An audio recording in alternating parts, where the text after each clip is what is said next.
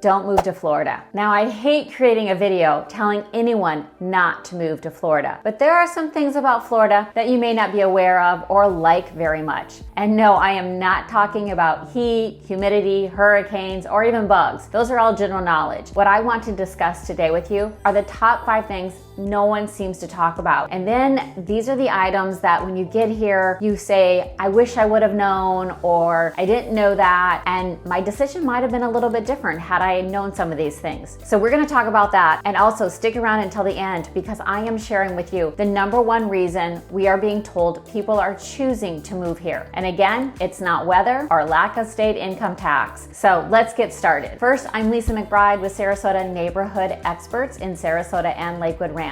Now, my team and I love helping so many people buy, sell, and invest in real estate. So if we can be of help, just give us a call, leave comments below, or shoot us a message. And don't forget to subscribe, like, and hit the bell button so you're notified when I post new videos. Okay, let's get right to the subject matter here. The first item that surprises so many people and is a reason that are causing people to kind of second guess their decision to move to Florida, and that is the cost of homeowners insurance. Now, there is so much written about Florida insurance today, and if you have not already viewed my video on Florida insurance, be sure to check that out next. The cost to insure a home in Florida will absolutely be higher than just about any other state in the nation, and this is only partly because of hurricanes and high winds. First, Florida is a peninsula, so it is going to be vulnerable to torrential storms, water surges, high winds, but the biggest culprit for rising costs is insurance fraud. In the last 5 years, Florida's insurance rates have almost doubled, yet insurance companies are still losing money, as I said, specifically due to insurance fraud. Now, all the hurricanes aren't helping, but you'll understand why this is such a big deal as I explain this. The biggest single reason is the assignment of benefits problem we have here, which involves contractors after a storm. It's partly fraud and partly taking advantage of loose regulations. This really affects insurance company. So it looks like this. After a hurricane, contractors will knock on doors and say they can get a homeowner a new roof.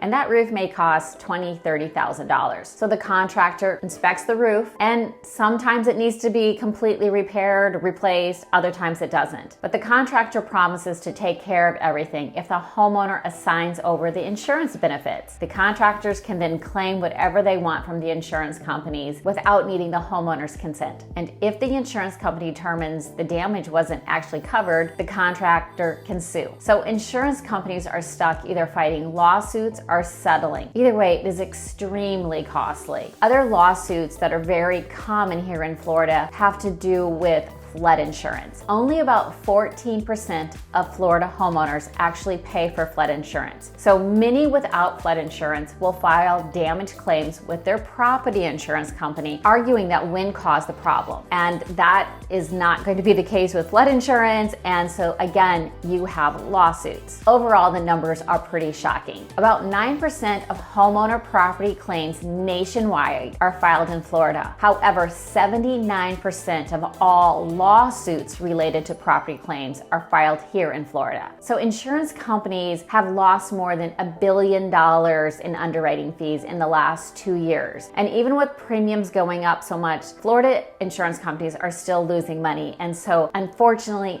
that is why insurance costs in Florida is grown so much. The assignment of benefits is likely more prevalent here in Florida than other states, as the regulations that we have in place is allowing this to happen. Now, this hopefully will be eventually fixed by legislature, but that takes time and groups and lobbying, and so it's not something that is happening quickly. And also, as I mentioned, most homeowners do not pay for flood insurance. Also keep in mind, all of Florida is in a flood zone. However, not everyone is required to have flood insurance. First of all, if you're in zone X, you're not required, even if you have a mortgage. And if you do not have a mortgage on your home, it doesn't matter what flood zone you're in, it is not required to have flood zone. So we have a lot of that as well with insurance. And the final thing I want to talk about insurance is typically there is a 2% hurricane deductible at work, which means if you own a $500,000 your home and you have hurricane wind damage, the deductible for that is 2% of your home's value, or $10,000. So keep in mind, all of this insurance is very, very costly, and you need to know what you're getting into when you're buying a home in Florida. So if you have any questions about insurance, please let me know. Okay, let's move on to the number 2 reason why people may not love living in Florida and what you need to know. And that is about deed restrictions and HOA regulations. So why are there so many? First, 67% of all homeowners in Florida live in a deed restricted community with HOA fees. Now, HOA fees are paid to maintain common grounds and amenities and help maintain the continuity and overall appeal of a neighborhood. But know this, deed restrictions place conditions on the deed to a property, setting out certain limits or acceptable uses. The conditions, also known as covenants, run with the land, and as a result, they bind current and future homeowners. Now, some common restrictions that affect many people have to do with our pets, and 56% of homeowners in Florida do own a pet of some kind. Of course, dogs seem to be the most typical, but when it comes to owning a dog, you have to keep a few things in mind in all deed restricted neighborhoods. Most of these neighborhoods will not allow you to fence your backyard, so it's not so easy to take your dog out without it being on a leash. And even more restrictive may be that many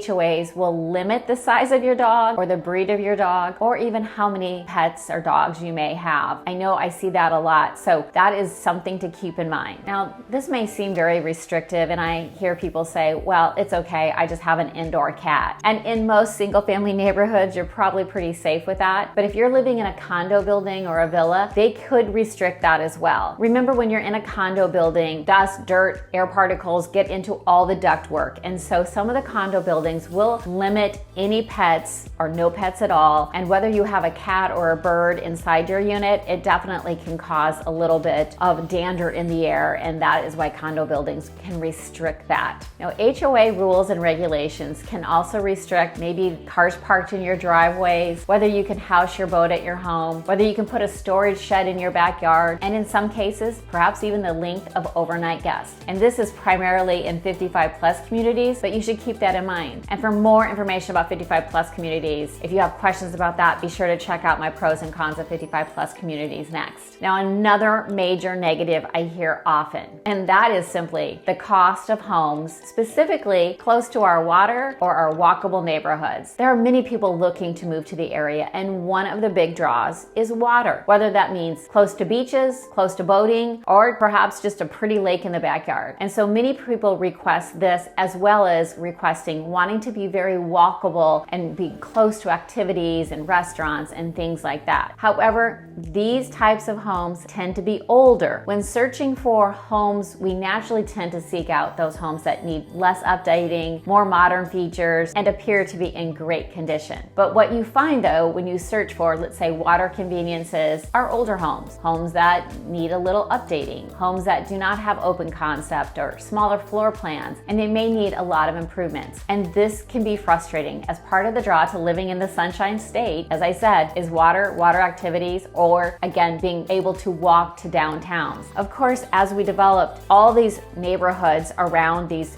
beautiful activities were developed years and years ago. So it's just typical that these homes are older. And as you start searching for homes and all these beautiful new homes you see online, those are built with national home builders, and the national home builders have bought up land, 30, 40 minutes away from the heart of the cities. And that's true whether you're looking in Tampa, Miami, Sarasota, or Orlando. And so naturally you see these beautiful subdivisions, but they're away from the downtown areas. Now, all cities are creating a lot of shopping, dining, and a lot of activities around these new neighborhoods, but it's not quite the same as replicating old Florida. So if you do decide you want to live waterfront, it's going to come with a cost. Coastal homes will always bring a high price, and it is very hard just about anywhere in the state of Florida to find affordable single family or condos along any coastline. Most likely you would find condos that start at $700,000 and go up from there, and single family homes are definitely going to be in the $1 million price points throughout most of Florida. The next reason surprises people a lot when they move here, and that is the average salary in Florida. Now, Florida actually ranks number 48 out of 50 states for salaries according to ZipRecruiter. The average annual salary in Florida is actually under $49,000. And just for an idea, that's less than $24 an hour. So this is not a high salary. Of course, salaries will vary depending on your occupation, experience, and many other factors. But I've talked to many people that have taken 25 to 40% pay cut to move to Florida. And our cost of living compared to salaries can definitely hinder people from moving to the area. Now, moving on to our final point, and the number one reason in the past few years we hear people tell us why they're choosing to move to Florida. Well, for some people, it is coming down to politics. And no, I'm not here to discuss politics, and I respect everyone's viewpoint. That said, we all know at this point that this once purple state has indeed become quite red. And as many people reach out to me, I hear comments like, I'm moving here because I like your politics, or I like your governor. And this is drawing a lot of people to Florida. There has been lots of discussion on how Florida handled the pandemic and the reactions to our hurricanes. So I guess what I want to make sure everyone understands here, if you don't like our politics, be sure to understand that this is a draw for some people. Now, it may make some people not want to move here, but it's bringing a lot of others to here. So just be prepared when moving to Florida that you are in touch with what's going on in the political world, I guess is what I would like to say. So as I mentioned at the beginning, I don't want to discourage anyone from moving to Florida because I personally love it, but it is not for everyone. Heat, humidity, hurricanes, plus these other 5 factors are definitely reasons you need to prepare yourself before moving to Florida. Thank you so much for watching, and if you want more information about moving to Florida, be sure to check out Crucial Mistakes Before Moving to Florida next. Now, don't forget to subscribe, and as always, until next time, take care.